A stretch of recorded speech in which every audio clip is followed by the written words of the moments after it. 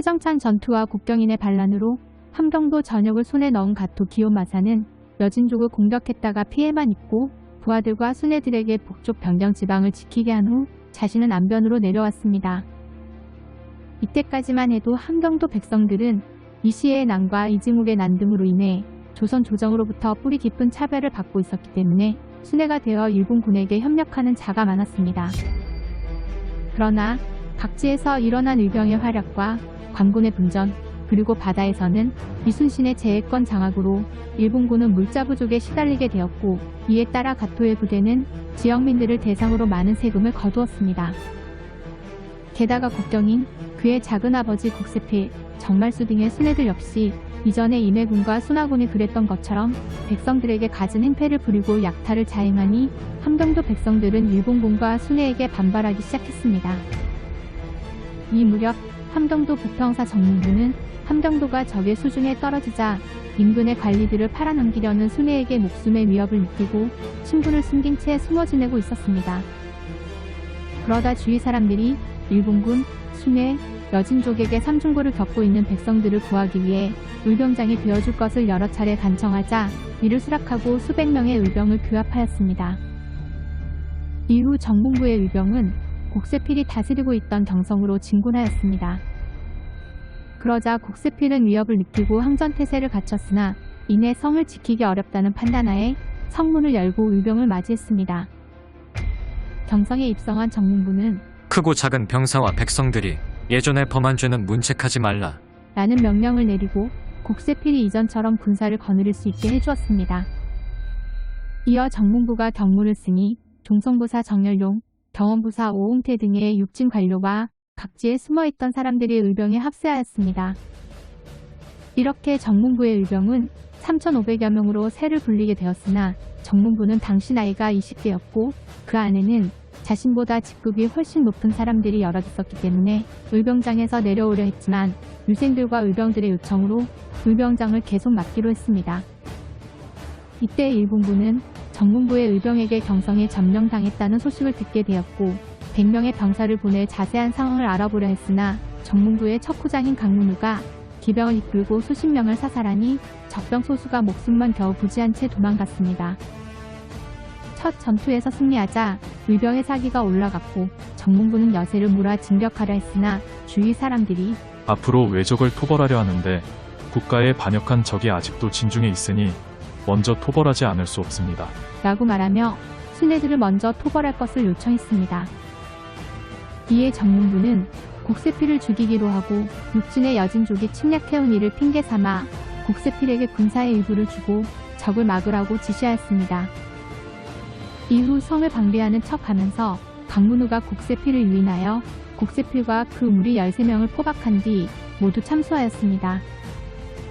그리고는 여진족의 침입까지 성공적으로 방어한 뒤 정문부가 백성들에게 애당초 왜적과 내통해 역모하는 데 앞장선 자들은 이들뿐이며 이 밖에는 참여한 자가 없으니 성한 사람들은 모두 안심하라 라고 말하니 백성들이 모두 기뻐했습니다. 정문부는 종성진에서 국세필을 처형한 뒤 육진의 아래와 같은 경문을 썼습니다. 수천의 의병들이 정의의 깃발을 세우고 일어섰으니 이제 곧 북괴는 회복될 것이며 왜적도 물러갈 것이다. 누구든 의기 있는 자는 역적 국경인의 목을 쳐 죄인의 굴레를 벗고 나라의 공을 세우라.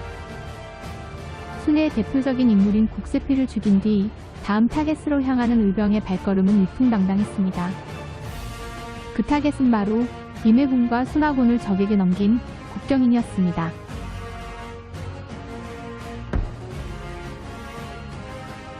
육진 중 하나인 종성진에서 순애의 대표 인물인 국세필을 처단하고 여진족의 침입까지 막은 정문부는 휘하의 의병을 이끌고 국경인이 있는 회령으로 진군했습니다. 이에 앞서 정문부가 육진 곳곳에 경문을 보내 의병의 벌기를 촉구했고 이 무렵 명나라 군대가 곧 참전할 것이고 전란이 평정되면 순애들을 제일 먼저 토벌할 것이라는 소문이 들었습니다. 그러자 육진의 백성들은 정문부의 의병 부대에 앞다투어 합류했고 회령의 유생 오윤적은 국경인을 죽일 계획을 세웠습니다. 하지만 시도하기도 전에 일이 발각되면서 오윤적은 국경인에게 잡히고 말았고 국경인은 오윤적을 모두가 보는 앞에서 참수하여 정문부에게로 쏠리는 민심을 잡으려 했습니다. 이렇게 국경이는 오윤적을 죽일 날을 잔뜩 벼르고 있었는데 어느 날 유생 신세준이 군사들을 모아 국경인의 집에 불을 질렀습니다. 이에 화들짝 놀라 집 밖으로 뛰쳐나온 국경인은 신세준에게 붙들려 참수되었습니다. 이로써 또 하나의 거물인 국경인까지 처단되었고 그가 다스리던 회령까지 수복한 정문부는 강문우에게 일부 군사를 주어 명천 탈환을 지시하였습니다. 명천에는 또 다른 순의 정말수가 있었고 이곳에서도 인근의 소식을 들은 농민들이 들고 일어나 정말수 일당에 대항하였습니다.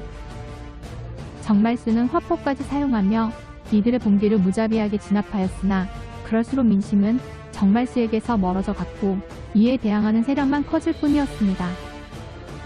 그런데 이때 정문부가 보낸 강문우의 기병이 명천에 다다랐고 이를 본 백성들이 서로 맞이하니 밀려드는 백성과 의병을 감당할 수 없었던 정말수는 몰래 성을 빠져나와 산에 숨었다가 경성 토병 진덕인에게 붙잡혀 죽었습니다.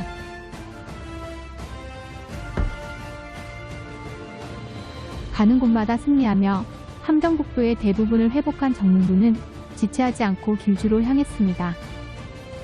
이에 앞서 정문부는 3,500의 군사를 나누어 정문부 자신과 종성부사 정일룡이 1천여 명을 이끌고 길주성으로 진군했고 길주 출신 군사 1천여 명을 고령 점사 유경천에게 주어 일본군의 동태를 감시하게 하였습니다.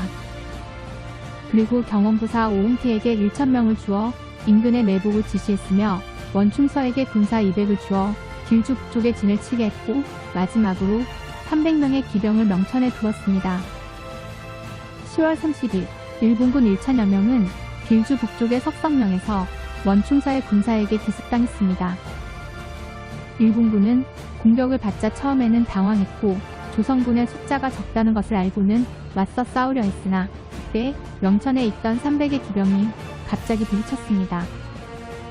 단병전에 강한 일본군이었으나 보병 중심의 군대로는 기병 중심의 조선군의 상대가 되지 않았고 일본군은 길주성에서 동쪽으로 오리 떨어진 장덕산으로 퇴각하였습니다.